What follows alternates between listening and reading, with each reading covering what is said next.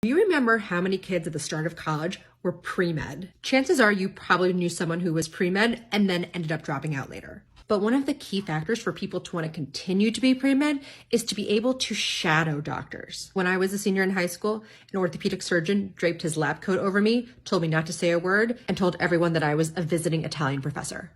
But those opportunities are so few and far between right now. And I want to show you an email correspondence I got from our institution that basically makes it impossible if you are a high school student or even a college student and interested in shadowing a doctor. They just make it so difficult. We will no longer allow informal, episodic shadowing requests for high school, college, or medical students.